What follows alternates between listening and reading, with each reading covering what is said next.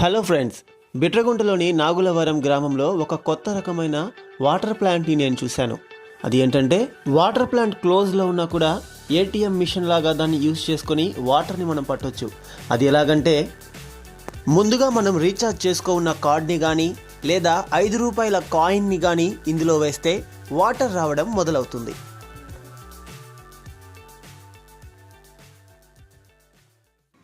మీరు చూడండి, ఇలా కాయిన్ వేసి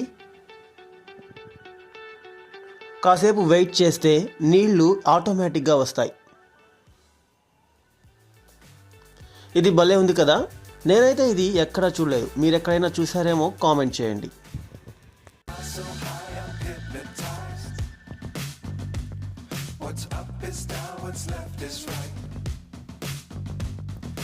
Chasing stars and holding you. I can't